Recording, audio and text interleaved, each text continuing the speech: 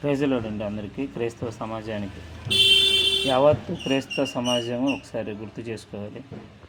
నిన్నటి దినమందు జరిగినటువంటి బ్రదర్ ప్రవీణ్ పగడాలన్న గారి యొక్క యాక్సిడెంట్ గురించి ఏం మాట్లాడాలో తోచిన పరిస్థితి క్రైస్తవ సమాజానికి. నేను కొన్ని విషయాలు క్రైస్తవ పెద్దలకు చెప్పాలనుకుంటున్నా. ఎవరైతే ఈ డిబేట్లని క్రైస్తవ పట్ల పోరాడుతున్నారో వాళ్ళు జాగ్రత్తగా ఉండాలి. ఒంటరిగా ఎవరు కూడా ప్రయాణం చేయొద్దండి. రాత్రిపూట అవసరమైతే అక్కడే పండుకొని ఉదయం బయలుదేరారు. కానీ మనము నెగ్లెక్ట్గా ఉండి లేకపోతే మనము అలర్ట్గా లేకపోతే ఖచ్చితంగా మనమే బాధ్యత వహించాల్సి వస్తుంది. ఎందుకంటే జరిగిన తీరు చాలా బాధాకరం. ఆ కుటుంబాన్ని, ఆయన సంఘాన్ని ఎవరు కూడా ఓదార్చలేరు, అంత పరిస్థితి.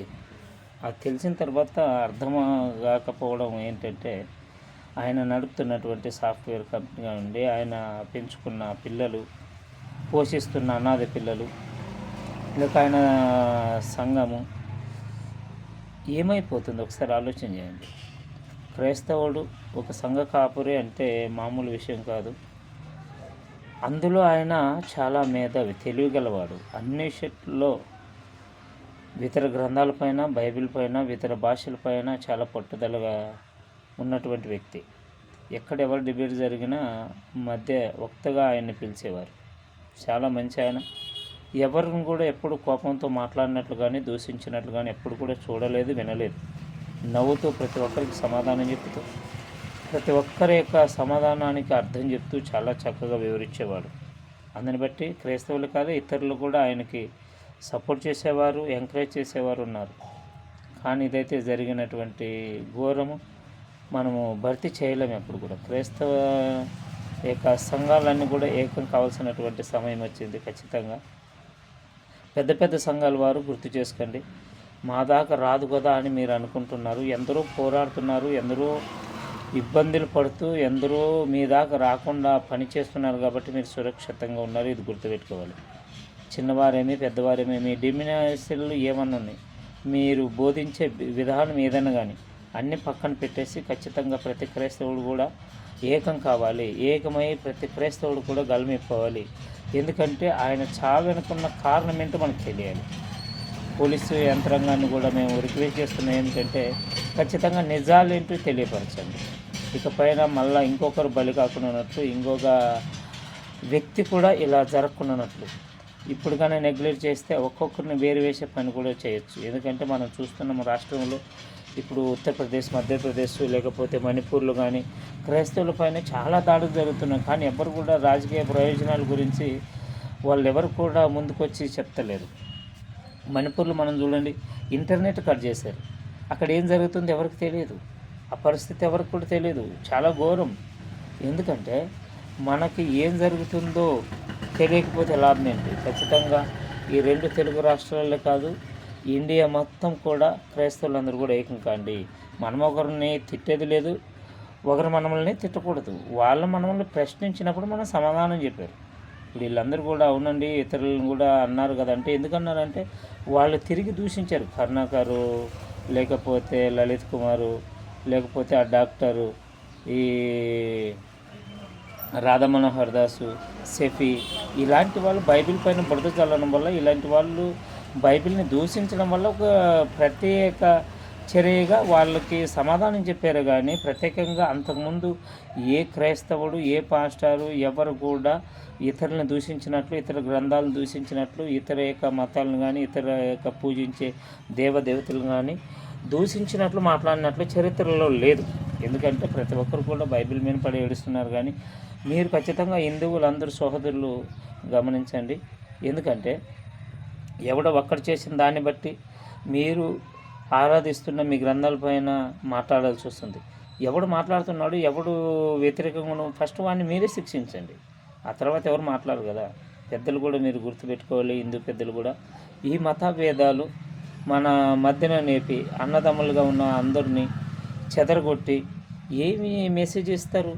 మీకేమన్నా ఉంటే మీ గ్రంథాల్లో ఉంటే మంచిది చెప్పండి, మీ శాతనైతే సాయం చేయండి.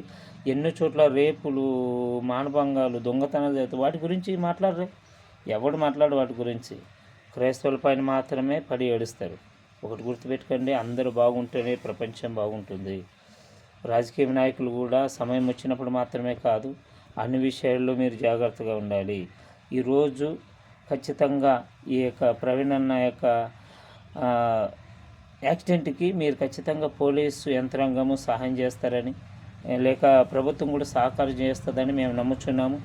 పూర్తిగా మనకు పోస్ట్మార్టం రిపోర్ట్ వచ్చేంత వరకు తెలియదు. ఈరోజు అనగా 2026 తారీఖున 2025 3వ నెల 2026 ఈరోజు ఖచ్చితంగా 9:30-10కి అట్లా పోస్ట్మార్టం అన్నారు. ఖచ్చితంగా ఆ పోస్ట్మార్టం రిపోర్ట్ వస్తే ఏం జరుగుతుందో మనం చూద్దామండి.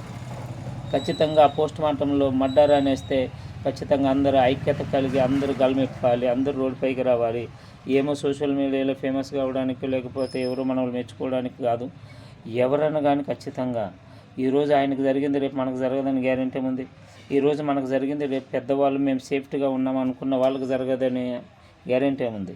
ఈరోజు తెలంగాణ, ఆంధ్రప్రదేశ్లో క్రైస్తవులు కొంత మట్టుకు అల్లారు లేకుండా ఉన్నారంటే కొంతమంది పోరాడుచున్న పోరాటం వల్లే. అని జెన్సన్ అని కానీ, వికేఆర్ గారు కానీ, లేకపోతే పీటర్ పుట్ట గారు కానీ, జాన్ కొయ్య గారు కానీ చాలామంది ఉన్నారు. మన ప్రవీణ్ పగడాలన్న, అనిల్ కుమార్ గారు, చాలామంది వాళ్ళు తమ ప్రాణాలు సైతం లెక్క చేయకుండా పోరాడుతున్నారు క్రైస్తవ పైకి రాకుండా. అందుకే క్రైస్తవులందరూ కూడా శాంతంగా ఉన్నారు. ఇది గుర్తుపెట్టుకోండి. లేకపోతే ఇప్పటికి అందరినీ తరిమేసేవారు.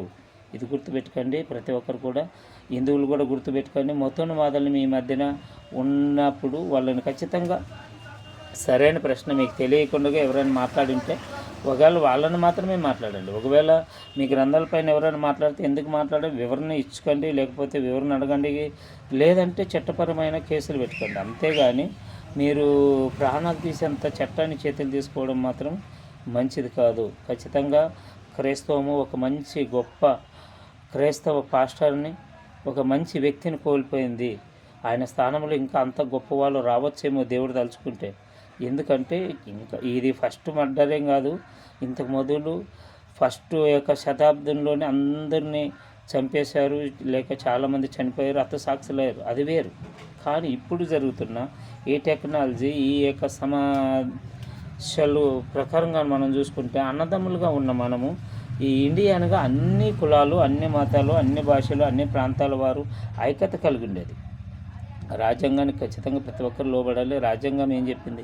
18 ఏళ్ళ తర్వాత వచ్చినప్పుడు ఎవరైనా ఎవరికి ఇష్టమైన మతాన్ని వాళ్ళు నమ్ముకోవచ్చు, ఎవరికి ఇష్టమైన మతాన్ని ప్రచారం చేసుకోవచ్చు. మీకేమన్నా ఉంటే మీరు ప్రచారం చేసుకోండి. అంతేగాని ఎవరిని కూడా నిందించకూడదు, ఎవరిని కూడా తిట్టకూడదు.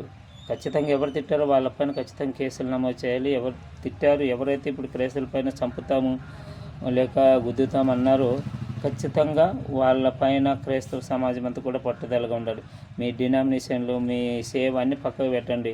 క్రైస్తవుల ఐక్యత ఖచ్చితంగా ఉండాలని మరి ప్రవీణ్ అన్న యొక్క మృతదేహం చూడడానికి, లేక ఆయన చనిపోయాడని తెలియగానే ఎంతోమంది బాధపడ్డారు, ఎంతోమంది తరలి వచ్చారు. వాళ్ళందరూ కూడా ఆయన కుటుంబం గురించి ప్రార్థన చేయండి. ప్రతి ఒక్కరూ ప్రత్యేకంగా ఆయన చేసే సేవ గురించి, వాళ్ళ కుటుంబం గురించి అనుదిన ప్రార్థనలు జ్ఞాపకం చేసుకోండి. ప్రతి ఒక్కరు కూడా అలర్ట్గా ఉండండి. ప్రతి సేవకునికి నేను చెప్తున్నా, ఒక్కరు ప్రయాణం చేద్దండి. ప్రయాణం చేసేటప్పుడు ఎవరైనా ఎంట పెట్టుకోండి, లేదా నైట్ ప్రయాణం చేయకపోవడం చాలా మంచిది. God bless you all. అందరూ జాగ్రత్తగా ఉండాలి, అలర్ట్గా ఉండాలి. ఈ కొద్ది మాటలు ముగిస్తున్నాను. Thank you. God bless you.